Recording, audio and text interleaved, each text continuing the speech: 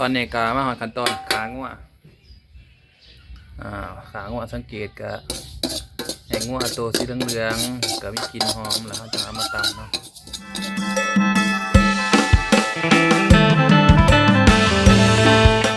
สบายดีตอนค่ำอีกมาพอครับ2 จานสีพาเบิงคือเก่าน้องมันนี้มาเบิงกาสิเป็นคลิปบ่ยาวเนาะเพราะเพิ่นได้เฮ็ดหลายน้อยหนึ่งเมนูซุปพักมื้อนี้จะได้ไปนำกันเนาะแม่บ้านเพิ่นเตรียมไว้แล้วก็คือพักจำนวนหนึ่งเพิ่นลวกไปแล้วเนาะก็สิมีเห็ดหูหนูมีผักหมพาวยอดมะบวบ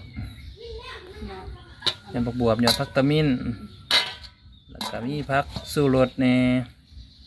คือผักเป็นหนวดบ้านเฮาเอิ้นเนาะกับอันนั้นดิยอดบักบวบแล้วก็ดอกแค่มือจับซะเนาะ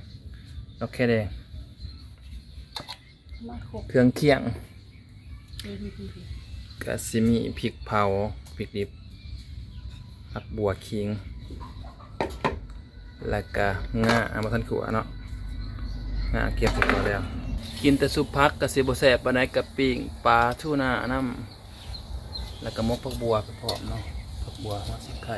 เดี๋ยวบ่แม่นนี่ยังก็ผักเทียมกระทูน่าพัวไปหาอยู่ทะเลมาหั่นตอนนี้ก็มาหอดขั้นตอนขางัวขางัวสังเกตก็ให้งัวตัวสีเหลืองๆก็มีกลิ่นหอมแล้วเขาจะเอามาตำเนาะ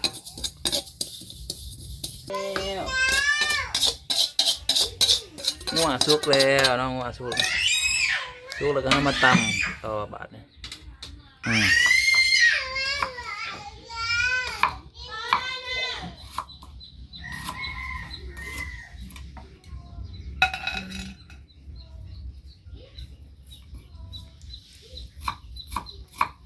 คิงดิบบริคิงเผา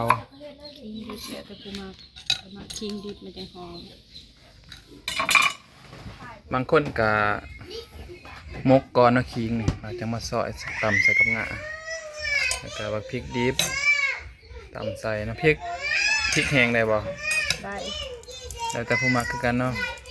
แล้วก็มกหัวผักเทียมใส่หัวนี่ก็เสียทอเมนูเผ็ดทั้งเนื้อเขาเห็ดแซ่บ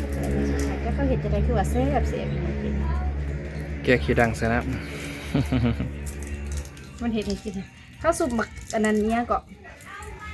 มะเขือใส่ปีก็ยังแซ่บไปเอาบนเฮียน้ำเขาก็จะกระเซิร์นเพิ่นมาข่าวคลิปใน2 จานสีพาเบิ่งแม่นกแม่จันทร์คำประสงค์สาวสยามบุรี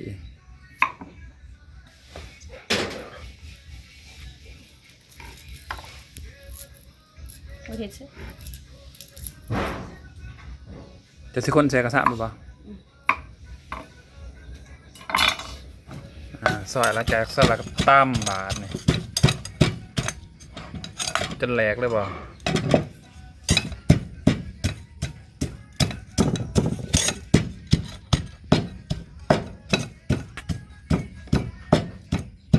เปิดไฟสากแตก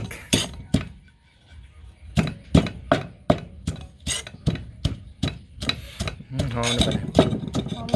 หลังจากตำแล้วเนาะก็เอามาใส่โคเล่กันเลยแบบนี้โคเล่ดูดผงนัวใส่หน่อยนัวหน่อยใส่ลายนัวลายขาประดับงานเนี่ยจะคิดประเดี๋ยวเป็นยังลูกเป็นยังฮะ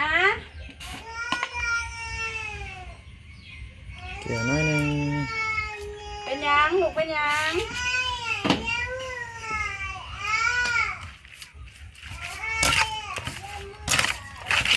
คนทุกอย่างให้เขากันเป็นยังลูกเป็นยังเอาทุกอย่างไม่ควรเอาใส่สักเนี่ยมือเขาเอาทุกอย่างเอาข้างนี้บ่เนี่ยท เขาบ่มีศพมือเด้ศพมือเขาอยู่ที่อีสานที่เก้า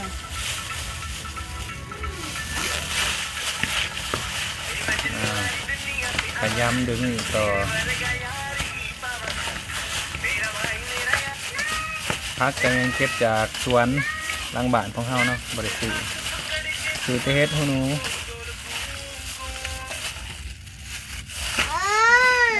โดย โอ้ยผู้สอก็ได้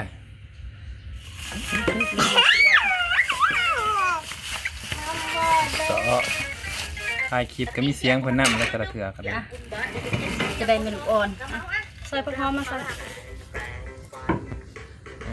มาใส่เลย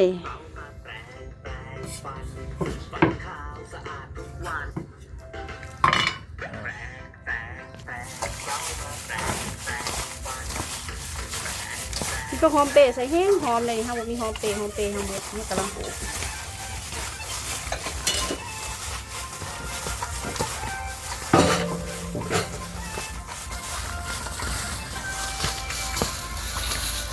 ซีมเลย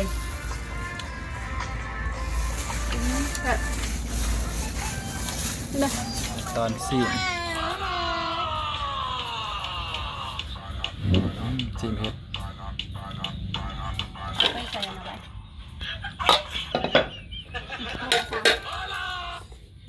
ลูกภาษาหลับไปหลังตะโขกมาไหวในห้าแนววงไว้ แซ่บเก่า